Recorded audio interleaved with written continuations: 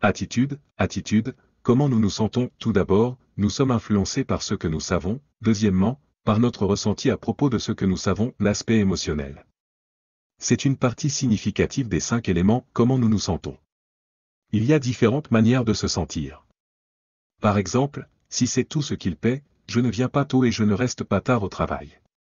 Nous appelons cela une manière de se sentir, n'est-ce pas un processus de sélection? Si c'est tout ce qu'il paie, je ne viens pas tôt et je ne reste pas tard.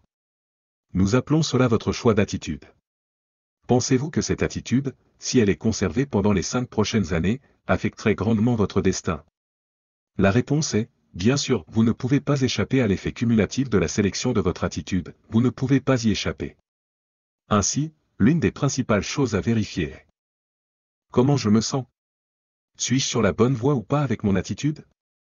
Les attitudes ne sont pas faciles à réparer. Ce n'est pas facile d'obtenir des informations, il est difficile de chercher l'attitude dans les pages jaunes. Si vous pouviez mettre votre voiture au garage et aller chez le voisin pour régler votre attitude, ne serait-ce pas agréable? Mais où allez-vous? Comment pouvons-nous nous engager dans le type de réflexion philosophique qui affinera notre attitude pour nous donner une chance de fortune future plutôt que de nous concentrer sur ce qui manquera dans le futur? Donc, c'est important, l'attitude. Voici une autre attitude: peu importe ce qu'il paie, je viens toujours tôt et je reste toujours tard pour investir dans mon propre avenir. Nous appelons cela une autre attitude concernant le même travail. Maintenant, pourquoi une personne aurait-elle une attitude et une autre personne aurait-elle une autre attitude? Nous appelons cela les mystères de l'esprit. Je ne sais pas, tout le monde doit choisir pour lui-même, tout le monde doit décider par l'éducation. Maintenant, si vous ne saviez pas quelles allaient être les conséquences, il pourrait être très facile de choisir la mauvaise attitude et de ne pas vous discipliner vers la bonne attitude. Ainsi, une grande partie de notre vie est affectée par comment nous nous sentons. Permettez-moi de vous donner juste une liste rapide des sentiments qui affectent nos vies. En premier, c'est comment vous vous sentez à propos du passé. Mon Dieu, c'est facile de porter le passé comme un fardeau au lieu d'une école. C'est facile de laisser le passé vous submerger au lieu de laisser le passé vous instruire. Comment vous vous sentez à propos des douleurs passées, des pertes passées, des difficultés passées, et des moments où vous avez échoué? Toute cette accumulation, comment vous vous sentez à propos de cela affectera grandement votre futur. Une des choses principales qui affectent votre vie est comment vous vous sentez à propos du futur. Notre vie est affectée par 2 choses principales, l'une est le prix et l'autre est la promesse. Et ce n'est pas si facile de payer le prix si vous ne pouvez pas voir la promesse. Je pense que les enfants ont des problèmes de nos jours à essayer de payer le prix parce qu'ils ne peuvent pas voir la promesse. Mais aucun d'entre nous ne serait contre payer le prix si nous pouvions avoir une vue claire de demain, de la semaine prochaine, du mois prochain, de l'année prochaine. Si nous avions une vue de comment cela va se passer avec une grande probabilité, pensez-vous que nous hésiterions à payer? La réponse est non. Mais tout le monde hésite à payer si le futur n'est pas clair. Donc, pour aider les enfants de nos jours, nous devons faire 2 choses, les aider à voir la promesse et les aider à payer le prix. Mais nous pouvons payer si nous pouvons voir. Mon instructeur de karaté a dit, Monsieur Owen, vous ne pouvez pas imaginer le sentiment incroyable de marcher dans n'importe quelle rue de la ville sans peur. J'ai dit: allez, commençons les cours, d'accord? Et, je vais transpirer, je vais me mettre à l'épreuve. Que ferions-nous pour une promesse extraordinaire? Les réponses, les choses les plus incroyables. Liriez-vous des livres? Brûleriez-vous la chandelle au debout? Vous engageriez-vous dans des pensées supplémentaires et des disciplines supplémentaires si la promesse était adéquate? La réponse est: bien sûr. Mais qui veut lire? Qui veut brûler la chandelle au debout? Qui veut se mettre à l'épreuve si la promesse n'est pas claire? Important, prix et promesse. Voici le 3e point, c'est comment vous vous sentez les uns envers les autres. C'est tellement important, l'attitude envers la société, le pays, l'État, la ville, la communauté, la famille, l'entreprise, le bureau, la société, la corporation, la division. Il est tellement important d'avoir une compréhension unique des autres êtres humains et de ce qui constitue une bonne vie. Qu'est-ce qui constitue une bonne vie? Comment vous vous sentez les uns envers les autres? J'ai une bonne phrase pour vous, vous ne pouvez pas réussir seul. Donc, avoir un sens unique et affiné d'appréciation pour les autres est une condition préalable. Il faut les uns et les autres pour construire une société, il nous faut tous pour construire un pays, pour construire une nation, il nous faut tous pour construire une communauté. Phrase clé, vous ne pouvez pas réussir seul. J'ai donné un discours il n'y a pas longtemps au Rotary Club de Culver City, Californie, et j'ai été particulièrement touché par le serment d'allégeance ce jour-là des voix fortes. C'est un club fort et puissant. Et les jours suivants, le serment d'allégeance me venait à l'esprit. Et plus j'y pensais, plus je pensais que c'était un document important, n'est-ce pas? Le serment d'allégeance. Alors, j'ai commencé à écrire. J'ai écrit un discours sur le serment d'allégeance, j'ai pris chaque mot-clé et j'ai fait un petit résumé pour notre club du mois. Waouh, le serment d'allégeance est unique, il commence par « je » et se termine par « tous ». Le serment commence par « je » et se termine par « tous », il nous faut tous pour rendre l'un d'entre nous réussi. Et une appréciation unique et raffinée de « nous tous » est ce qui rend le « je » de nous beaucoup meilleur, cette appréciation de la société. Il nous faut tous pour créer un marché, nous avons besoin des idées et de l'inspiration des autres. Et une fois que vous avez ce sens d'appréciation de « nous tous », maintenant vous, votre place, vos possibilités et vos opportunités commencent vraiment à s'élever lorsque vous comprenez à quel point il est important dans le cadre du « nous tous ». Donc, vous ne pouvez pas réussir seul. Il est difficile de trouver un ermite riche. Maintenant voici le gros morceau, c'est comment vous vous sentez vous-même. C'est une compréhension majeure, l'estime de soi est le début du progrès. À quel point vous êtes précieux? Que pourriez-vous faire si vous aviez toutes les compétences, si vous suiviez des cours supplémentaires et brûliez la chandelle par les deux bouts? Que pourriez-vous faire? Quelle vraie valeur pourriez-vous devenir? C'est l'un des meilleurs exercices, quelle valeur pourrais-je devenir? Que pourrais-je vraiment faire sur le marché, dans l'entreprise, dans la famille? À la maison, dans l'amour, dans l'expérience, dans le mariage, dans l'amitié? À quel point pourrais-je devenir précieux? Suis-je assez précieux pour travailler sur ce qui ne fonctionne pas encore pleinement dans ma vie? Si je fonctionne à 20%, que pourrais-je faire avec les 80% restants? Et ai-je les connaissances, la valeur et l'expérience nécessaires? Une fois que vous commencez à comprendre cette partie de vous, à comprendre à quel point vous êtes précieux, c'est une toute nouvelle expérience, comprendre la valeur de soi. L'attitude joue un rôle majeur dans la façon dont notre vie se déroule. Ce n'est jamais agréable de parler du négatif, mais nous devons en parler parce que la vie comporte une part de négatif, ces maladies d'attitude sont comme des mauvaises herbes qui poussent dans le jardin. C'est une partie normale de la vie. Voici une bonne phrase à noter, le négatif est normal. Ce n'est pas réussi, mais c'est normal, c'est une partie de la vie. Et voici la prochaine clé, selon moi, vous devez apprendre à gérer le négatif. Ne l'ignorez pas, gérez-le. Je sais que certaines personnes enseignent le contraire, et écoutez-les et écoutez-moi, puis faites votre propre choix, d'accord? Ne soyez pas un suiveur, soyez un étudiant. Mais je dis que vous devez gérer le négatif. Vous n'avez pas à vivre avec, vous n'avez pas à vous attarder dessus, mais vous devez le gérer. À mon avis, je sais que certaines personnes enseignent juste à tourner la tête très vite et à dire, il n'y a pas de mauvaise herbe, juste pas de mauvaise herbe. Elles prendront possession de votre jardin. Donc, vous devez gérer le négatif. Voici en quoi cela consiste, c'est appelé la grande guerre entre le bien et le mal. Monsieur Reynolds et moi travaillons sur un nouveau livre cette année intitulé « La grande guerre entre le bien et le mal ». Et il y a une guerre dès votre naissance, vous vous êtes impliqué dans la guerre entre le bien et le mal, entre l'obscurité et la lumière, entre le négatif et le positif, entre le mal et le bien, entre la tyrannie et la démocratie, entre les mauvaises herbes et l'activité humaine. Je veux dire, la guerre est là. Si la démocratie dort, devinez qui ne dort jamais. La tyrannie. En l'absence de lumière, devinez ce qui est automatique? L'obscurité. Si le bien ne s'éveille pas et ne devient pas actif, devinez quoi s'installe? Le mal. C'est une guerre mentale, une guerre physique, une guerre financière entre l'entreprise et la facilité, entre la réalisation et l'échec. C'est une guerre. C'est pourquoi il y a une phrase de l'Ancien Testament qui donne le meilleur conseil pour l'activité humaine lorsqu'elle dit « 6 jours de labeur, 1 jour de repos ». Maintenant, je suis sûr que nous avons pris cela pour signifier ne pas travailler tous les 7 jours, prenez en un de repos. Voici ce que cela signifie également, ne prenez en un seul, sinon vous risquez de perdre la guerre. Maintenant, nous en sommes arrivés à 5 et 2, et peut-être que ce n'est pas trop dangereux. Je ne sais pas si Dieu aurait pensé à 5 et 2, il aurait peut-être fait 5 et 2. On ne peut pas penser à tout.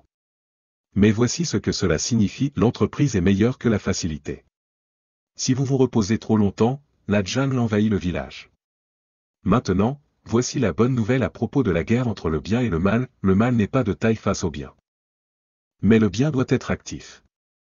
Les mauvaises herbes ne font pas le poids face à l'activité humaine, mais si vous restez immobile, jusqu'où viendront-elles? Tout le chemin, elles pousseront juste autour de vos chaussures.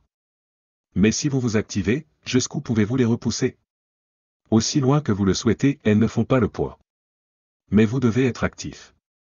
C'est pourquoi les 6 et 1, assurez-vous de ne pas perdre la guerre en prenant trop de repos, devinez quelle est la moyenne. D'années après la retraite? 6, ce qui signifie ne pas prendre sa retraite, vos chances sont trop. D'accord, la guerre entre le bien et le mal, les mauvaises herbes, vous devez vous assurer de reconnaître le négatif, de le gérer, de le traiter, puis de continuer. Faisons une liste des maladies d'attitude qui peuvent ruiner toutes vos chances de bien faire. Un des mots qui détruit tout s'appelle la négligence. La négligence, et j'ai découvert cela, une semaine de négligence pourrait vous coûter une année de réparation. Ça ne vaut pas la peine. Alors, sur quoi devez-vous être vigilant? Voici la liste. Si vous la faisiez, vous auriez la même liste que la mienne. Nous ne couvrons rien de nouveau ce soir, c'est une séance de rappel, pas une séance d'enseignement. Mais il ne fait pas de mal de le revoir. Voici la liste des maladies d'attitude. Le numéro 1 est l'indifférence, le haussement d'épaule, le gars n'est même pas concerné, il dérive simplement. Cela s'appelle l'approche douce de la vie, une maladie connue sous le nom de douceur. Le gars dit, eh bien, je ne peux pas me voir me mettre dans tous ces tracas.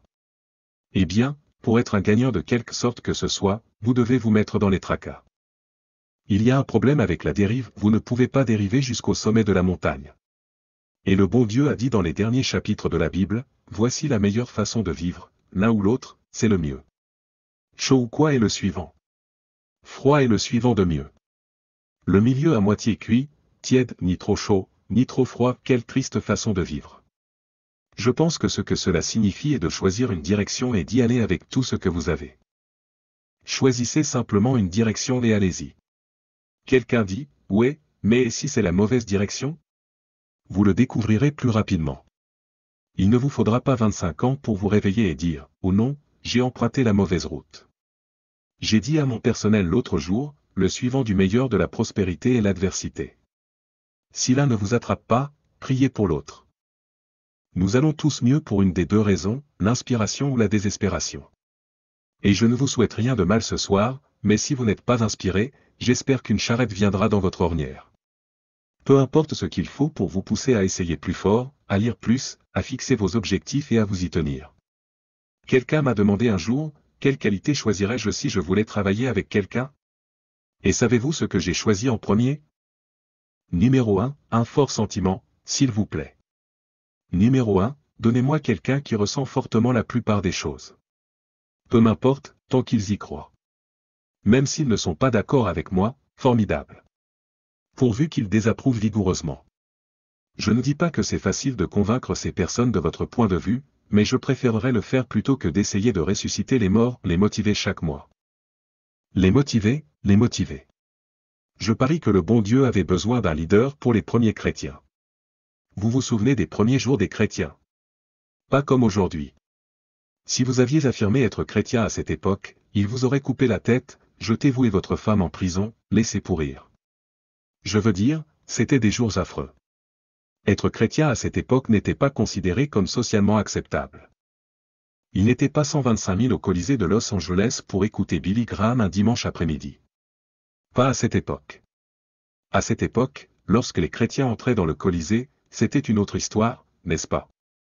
Je veux dire, le mot d'ordre était, restez loin du Colisée, surtout le dimanche. Dimanche dernier, c'était Lyon 33, chrétien 0. Voyez-vous, c'était des jours difficiles et durs pour les chrétiens. Maintenant, lorsque les jours sont durs et difficiles, vous avez besoin d'un genre de leader. Savez-vous qui le bon Dieu a choisi pour être le leader lorsque les jours étaient durs et affreux? Saul de Tarse, voilà qui il a choisi. Saul. Je vous le dis, j'aurais choisi lui, vous l'auriez, quiconque l'aurait choisi. Saul était l'un de ces gars incroyables. Une fois qu'il se lançait dans quelque chose. Attention.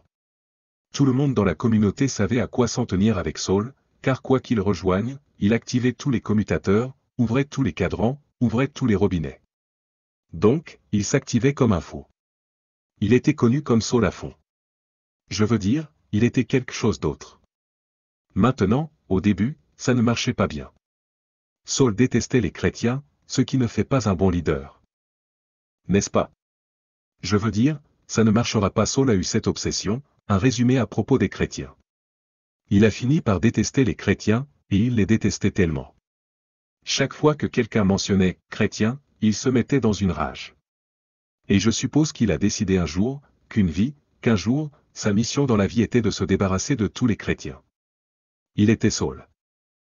Quoi qu'il en soit, il pouvait faire à peu près ce qu'il voulait. Donc, il s'est procuré ses lettres d'autorité pour parcourir les différentes communautés et pour chasser les chrétiens.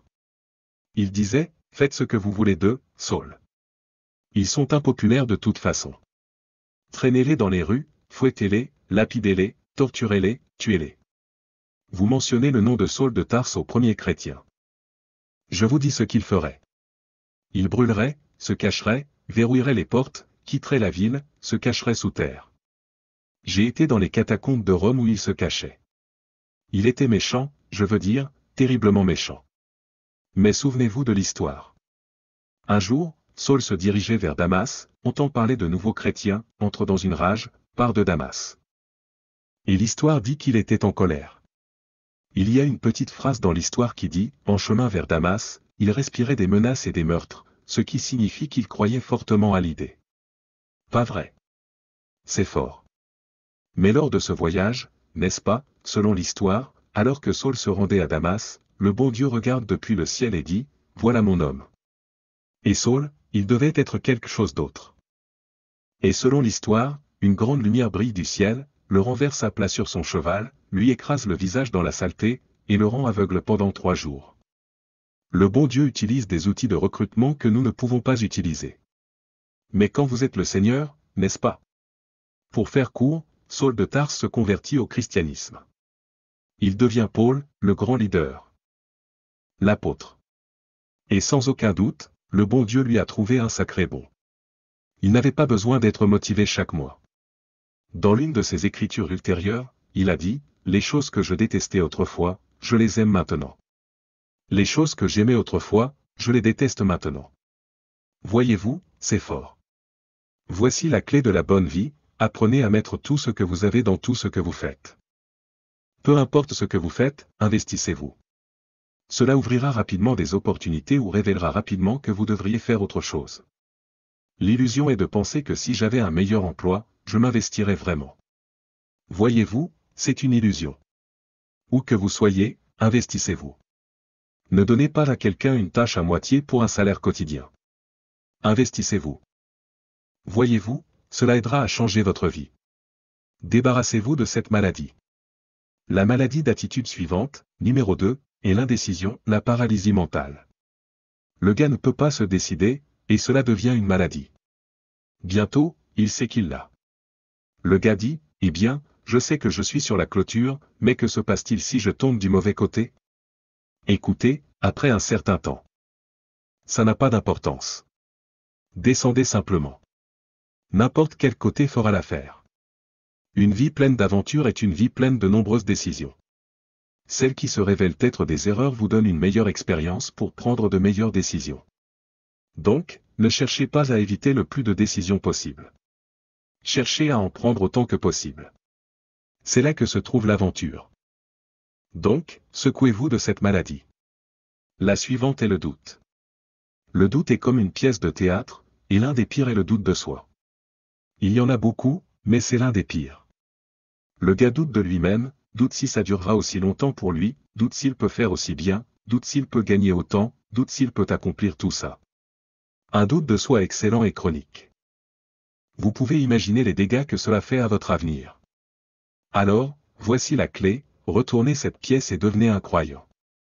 Et il y a beaucoup de choses à croire. L'un des principaux est vous-même.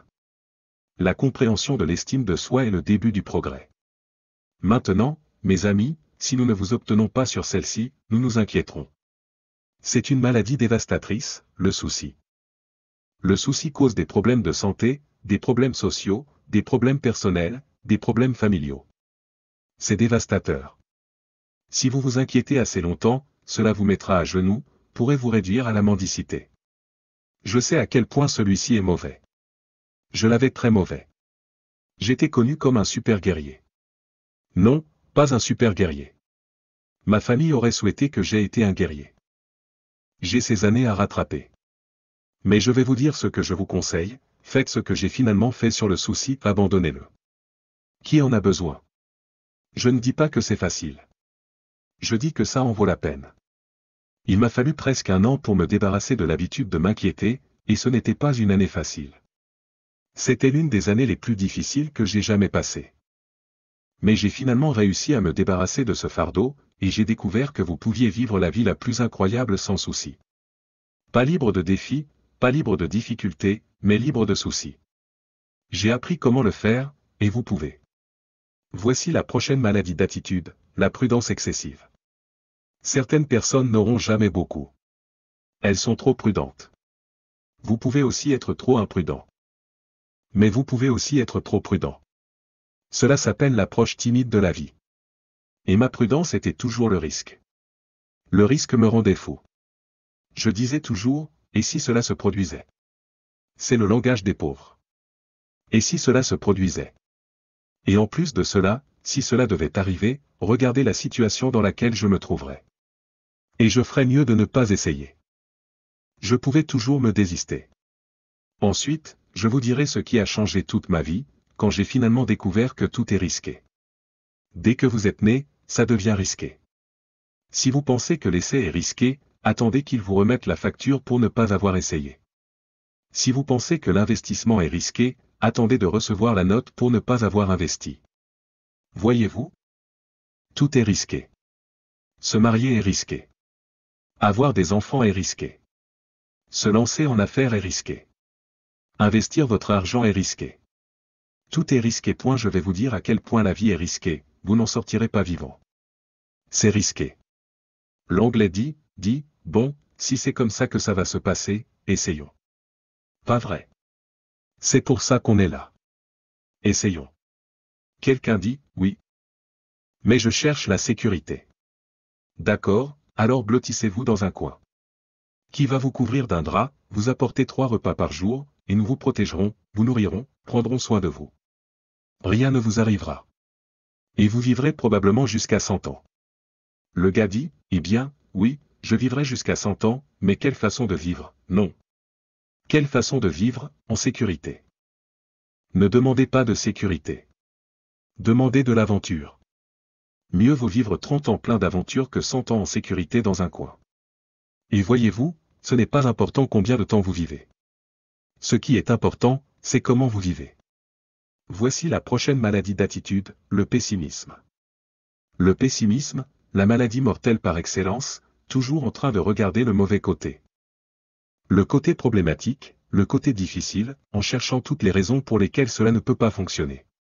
Le pauvre pessimiste mène une vie laide. Il n'essaie pas de comprendre ce qui est bien, il essaie de comprendre ce qui ne va pas. Il ne cherche pas la vertu, il cherche les défauts. Et quand il les trouve, il est ravi. Quelle tristesse!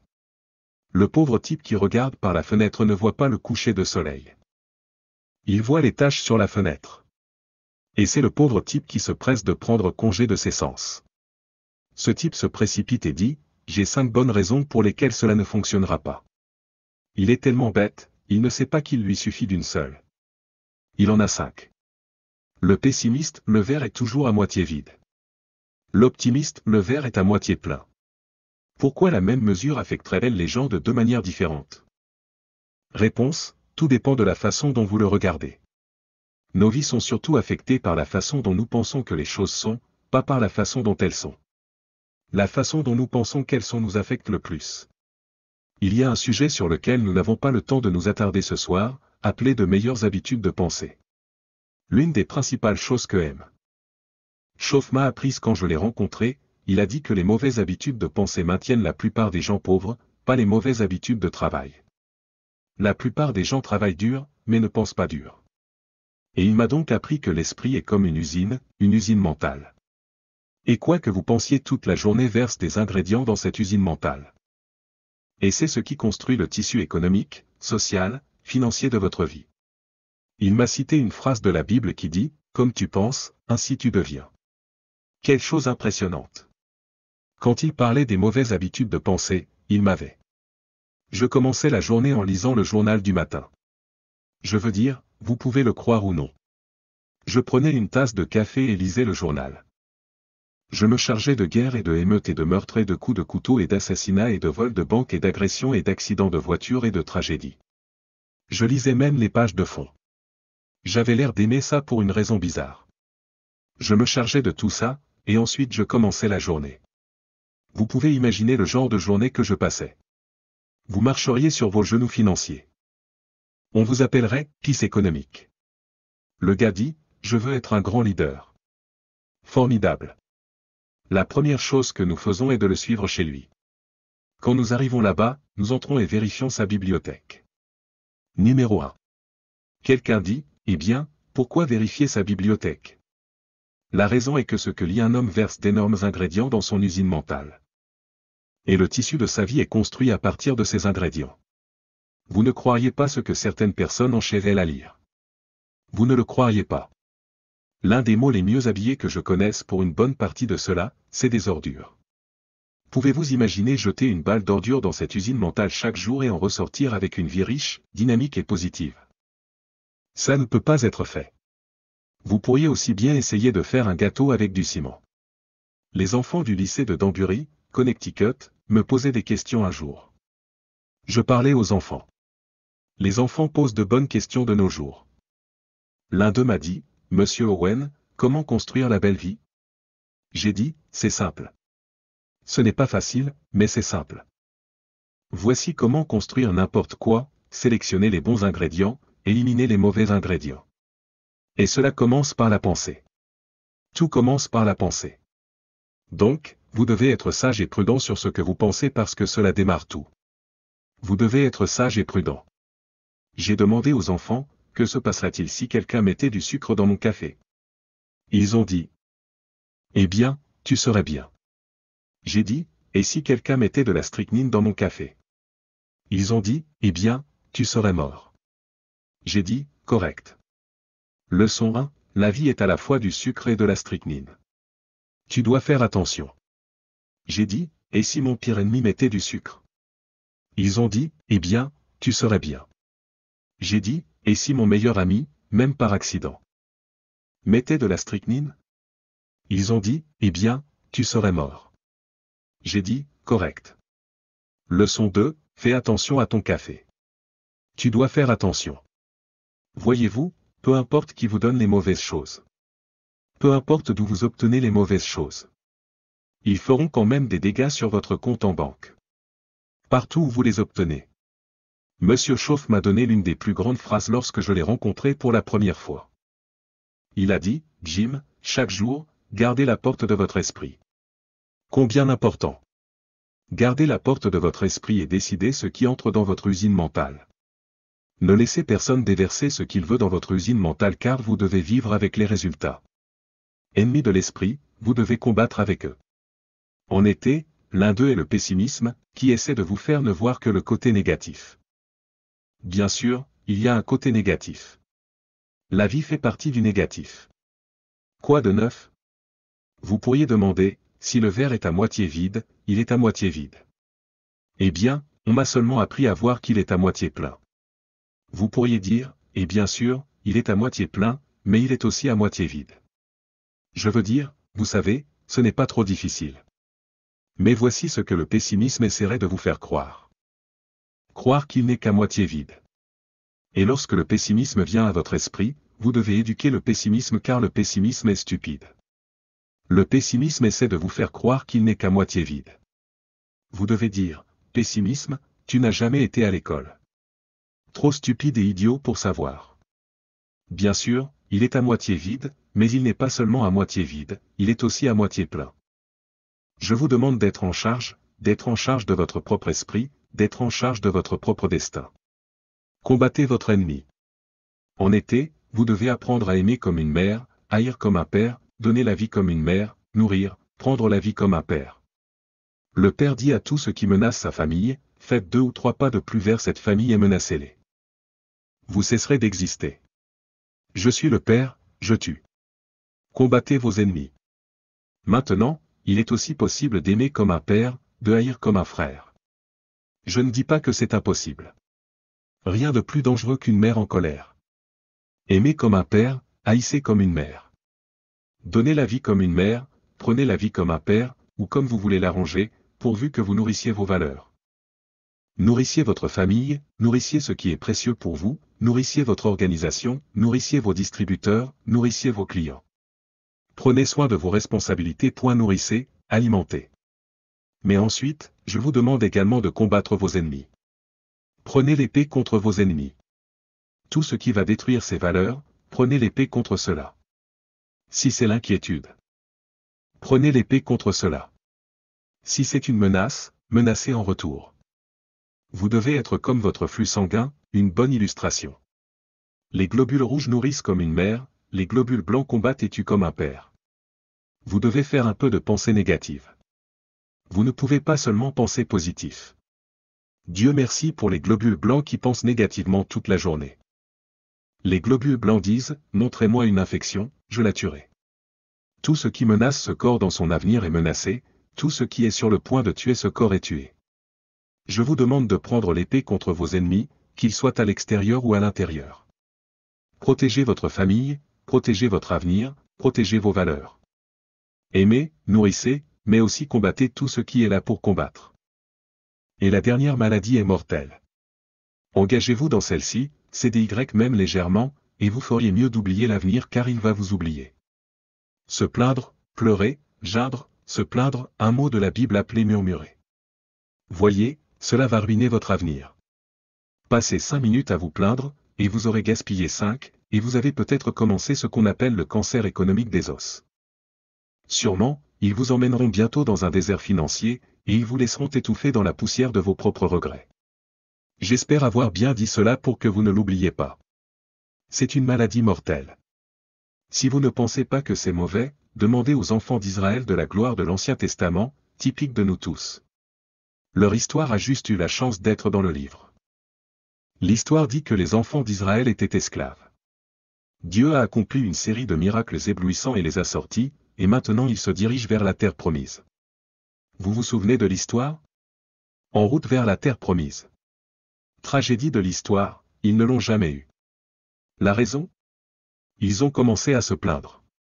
Ils se plaignaient de l'eau, ils se plaignaient du temps. Ils pleurnichaient et gémissaient et se plaignaient de la nourriture. Ils se plaignaient du leadership. Ils pleurnichaient et se plaignaient parce que c'était trop loin, trop froid, trop chaud, trop difficile, trop misérable. Je veux dire, ils pleurnichaient et pleuraient pendant des années. Finalement, Dieu a dit, j'en ai eu assez, annulé ou quelque chose comme ça. L'histoire dit qu'ils sont morts dans le désert. N'ont jamais atteint la terre promise, ce qui signifie, je pense, 2 choses.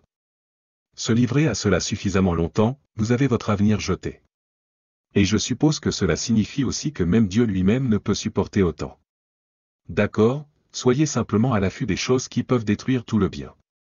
Vous commencez la guerre, et ce soir, demain, mentalement, personnellement. Socialement, économiquement, vous devez vous assurer que vous gagnez la guerre. Et cela en fait partie. Tire un peu de courage de ceux qui ont traversé la bataille. Ils vous ont donné leurs histoires sur scène, ils l'ont traversé, ils savent de quoi il s'agit. Tire un peu de courage de cela. Et en été, menez la bataille. Et il n'y aurait pas de positif sans négatif. Cela fait partie du scénario de la vie. L'ancien écrit le dit le mieux, il y a un temps pour rire et un temps pour pleurer. Vous devez devenir si sophistiqué et bien éduqué que vous ne riez pas quand il est temps de pleurer. Vous devez aussi apprendre à pleurer correctement. Comment allez-vous vous identifier aux autres si vous ne pleurez pas avec eux? Le côté négatif est très important. Alors ne l'ignorez pas. Vous devez lui permettre de faire partie du scénario. En fait, vous devez apprendre à le maîtriser. La négativité ne doit pas être ignorée, elle doit être maîtrisée. Cela nous rend meilleurs que nous ne sommes pour lutter contre elle, pour reconnaître et combattre la tyrannie qui s'installe dans les pays vulnérables, l'ignorance qui s'installe dans votre vie, la procrastination qui vous vole votre fortune, ou la mauvaise santé qui est l'héritage de la négligence de vos disciplines de santé. Vous devez combattre les ennemis, ceux à l'extérieur de vous ainsi que ceux à l'intérieur. Alors apprenez à gérer le négatif. La négativité peut en fait être une force puissante pour le changement. Elle joue un rôle clé dans la journée qui bouleverse votre vie. Il y a 4 étapes dans la journée qui bouleversent votre vie. La première est le dégoût. Le dégoût est une émotion négative, mais il peut avoir un effet motivant très positif. Le dégoût dit « j'en ai assez ». Quel jour important cela pourrait être. La prochaine étape dans une journée qui change la vie est la décision. Si vous vous asseyez aujourd'hui et faites une liste des changements que vous avez décidé de faire, cette liste pourrait fournir assez d'inspiration pour les 5 ou 10 prochaines années. Quel jour inspirant, le jour où vous vous décidez à changer votre vie. La troisième étape est le désir, vouloir ce changement assez fort. Parfois, le désir attend un déclencheur, attend quelque chose pour se produire. Ce peut être un film, un séminaire, un sermon, un livre, une confrontation avec un ennemi, ou une conversation avec un ami qui enfin vous dit la vérité. Quelle que soit l'expérience, elle est si précieuse. Voici mon meilleur conseil, accueillez toutes les expériences. Vous ne saurez jamais laquelle va bouleverser votre vie. Ne construisez pas de murs. Les murs qui empêchent la déception empêchent aussi le bonheur. Abattez les murs, allez vivre l'expérience, laissez-la vous enseigner. La dernière étape d'une journée qui change la vie est la résolution. La résolution dit « je vais ». Ce sont deux des mots les plus puissants dans le langage. La meilleure définition de la résolution que j'ai jamais entendue est venue d'une élève de collège à Foster City, en Californie. Je parlais à sa classe un jour, et nous discutions de certains mots-clés. J'ai demandé aux enfants, qui peut me dire ce que signifie résolution? Certains ne connaissaient pas la réponse, et certains ont essayé de deviner. La dernière réponse que j'ai eue était la meilleure. Cette fille, à environ 2 rangées en arrière, dit « Je pense que je sais, Monsieur Rohn. Je pense que la résolution signifie se promettre de ne jamais abandonner. » J'ai dit. C'est la meilleure définition que j'ai jamais entendue. Elle donne probablement aujourd'hui son propre séminaire quelque part. Promettez-vous de lire les livres jusqu'à ce que vos compétences changent. Vous irez à des séminaires jusqu'à ce que vous compreniez ce qu'ils vous enseignent. Vous vous entraînerez jusqu'à ce que vous développiez les compétences. Ne renoncez jamais jusqu'à ce que vous obteniez ce que vous voulez. Ne manquez pas l'occasion de grandir. Résolvez-vous à payer le prix jusqu'à ce que vous appreniez, changiez, grandissiez et deveniez ce que vous voulez être. Vous découvrirez certains des meilleurs trésors de la vie lorsque vous payez ce prix. Ce n'est pas ce qui se passe qui détermine la majeure partie de votre avenir. Ce n'est pas ce qui se passe arrive à nous tous. La clé, c'est ce que vous faites à ce sujet. Ce n'est pas ce qui se passe, c'est ce que vous faites à ce sujet. Et si vous commencez ce processus de changement, faites quelque chose de différent au cours des 90 prochains jours par rapport aux 90 derniers jours, comme prendre des livres à lire, faire quelque chose de différent comme les nouvelles disciplines de santé, la relation avec votre famille. Quoi que ce soit. Peu importe à quel point c'est petit. Si vous commencez à faire des choses différentes avec les mêmes circonstances, puisque nous ne pouvons pas changer les circonstances mais nous pouvons nous changer nous-mêmes, nous pouvons changer ce que nous faisons. Et ensuite, il m'a donné un autre secret de succès quand il a dit, ce que vous avez pour le moment, Monsieur Rohn, vous l'avez attiré par la personne que vous êtes devenu. Ce que vous avez pour le moment. Vous l'avez attiré par la personne que vous êtes devenu. Quelques petits principes simples ici. Une fois que vous les comprenez, ils commencent à expliquer tellement de choses. Maintenant, parfois c'est un peu difficile à accepter, se blâmer au lieu du marché, prendre la responsabilité au lieu de la mettre sur quelqu'un d'autre. Ces transitions sont parfois une mission difficile, et celle-ci était un peu difficile pour moi. Il a dit, Monsieur, vous avez des centimes dans votre poche, vous n'avez rien en banque, les créanciers appellent, vous êtes en retard sur vos promesses. Et il dit, voici comment cela se produit. Jusqu'à présent, vous avez attiré les choses à vous à cause de la personne que vous êtes devenue. Maintenant, j'ai dit, eh bien, comment puis-je changer tout ça? Il a dit, très simple. Si vous changez, tout changera pour vous. Vous n'avez pas à changer ce qui est à l'extérieur. Tout ce que vous avez à changer, c'est ce qui est à l'intérieur. Il y a 2 phrases sur lesquelles j'aimerais que vous réfléchissiez un moment. La première est que la vie et les affaires sont comme les saisons qui changent. C'est l'une des meilleures façons d'illustrer la vie. C'est comme les saisons qui changent. Voici la deuxième phrase, vous ne pouvez pas changer les saisons, mais vous pouvez changer vous-même. Maintenant, avec ces 2 phrases clés à l'esprit, passons à ce que je considère comme les 4 principales leçons de vie à apprendre. La première leçon est la suivante, apprenez à gérer les hivers. Ils viennent régulièrement juste après l'automne. Certains sont longs, certains sont courts. Certains sont difficiles, certains sont faciles, mais ils viennent toujours juste après l'automne. Ça ne changera jamais. Il y a toutes sortes d'hivers, l'hiver où vous ne pouvez pas comprendre, l'hiver où tout semble partir en vrille. Un écrivain l'a appelé l'hiver du mécontentement. Il y a des hivers économiques, des hivers sociaux, des hivers personnels lorsque votre cœur est brisé en 1000 morceaux. L'hiver apporte la déception, et la déception est commune à tous. Alors apprenez à gérer les hivers. Vous devez apprendre à gérer les nuits. Elles viennent juste après les jours. Vous devez apprendre à gérer les difficultés. Elles surviennent toujours après l'opportunité. Vous devez apprendre à gérer les récessions. Elles viennent juste après les expansions. Ça ne changera pas. La grande question est: que faites-vous des hivers? Vous ne pouvez pas vous débarrasser de janvier simplement en le déchirant du calendrier. Mais voici ce que vous pouvez faire, vous pouvez devenir plus fort, vous pouvez devenir plus sage, et vous pouvez devenir meilleur. Prenez note de ce trio de mots, plus fort, plus sage, meilleur. Les hivers ne changeront pas, mais vous pouvez. Avant de comprendre cela, je souhaitais que ce soit l'été quand c'était l'hiver. Quand les choses étaient difficiles, je souhaitais qu'elles soient faciles. Je ne savais pas mieux que ça. Monsieur Chauffe m'a donné la réponse à partir d'une partie de sa philosophie très unique lorsqu'il a dit, ne souhaitez pas que ce soit plus facile, souhaitez que vous soyez meilleur. Ne souhaitez pas moins de problèmes, souhaitez plus de compétences. Ne souhaitez pas moins de défis, souhaitez plus de sagesse. Voici la deuxième grande leçon de vie, apprenez à profiter du printemps. Le printemps est une opportunité, et le printemps suit toujours l'hiver.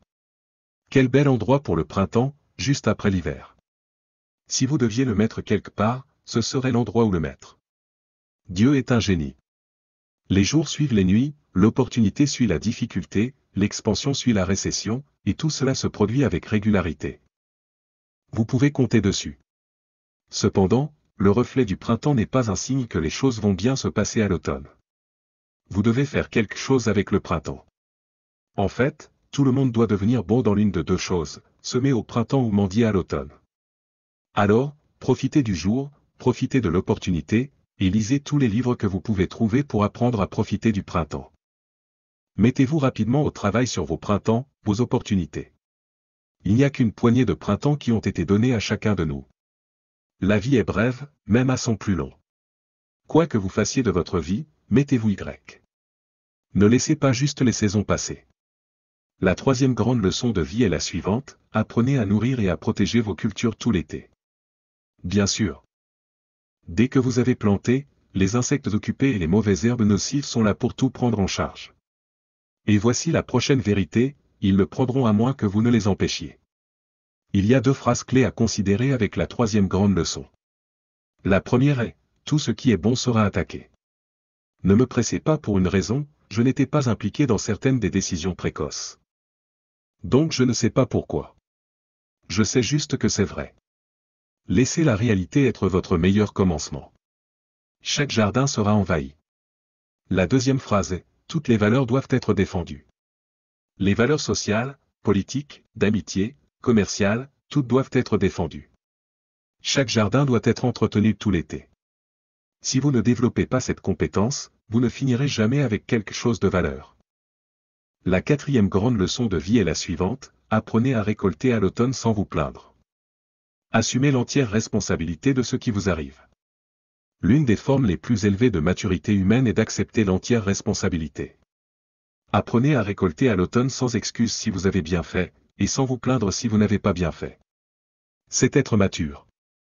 Je ne dis pas que c'est facile, je dis que c'est la meilleure façon d'être.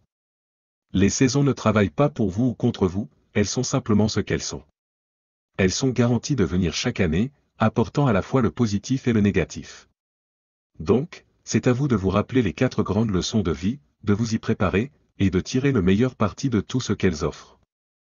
Maintenant, je veux que vous répondiez à cette question, quel genre de personne dois-je devenir pour réaliser tout ce que je veux? Et je vous donnerai le temps d'écrire cela. Maintenant, quel genre de personne dois-je devenir pour réaliser tout ce que je veux?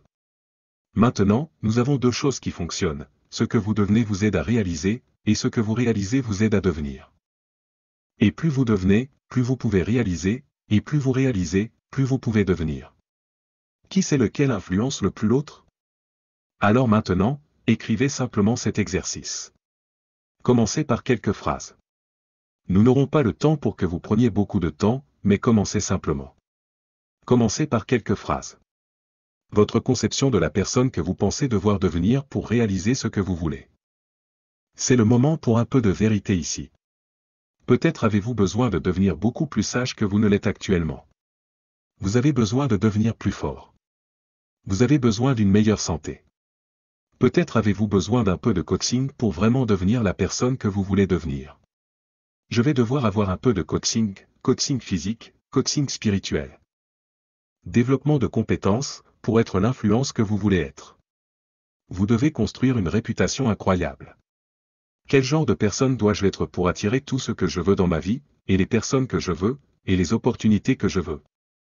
Lorsque vous frappez à la porte et que l'opportunité s'ouvre, vous devez vous tenir là en tant que personne très attrayante. Sinon vous risquez de ne pas être invité.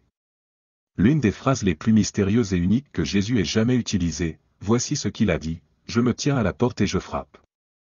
Et si vous ouvrez la porte, est-ce que vous l'inviteriez probablement, cette personne extraordinaire? Vous diriez, waouh, oui. Et il a dit, si vous m'invitez, je viendrai, m'assiérai, parlerai des choses. Pour être ce genre de personne attrayante. Qui, si vous frappiez à la porte de l'opportunité et qu'elle s'ouvrait et que vous vous teniez là, seriez-vous la personne que l'opportunité dirait, entrez et asseyez-vous et parlons de l'avenir. En conclusion, comprendre et gérer nos attitudes est crucial pour atteindre le succès et le bonheur dans la vie.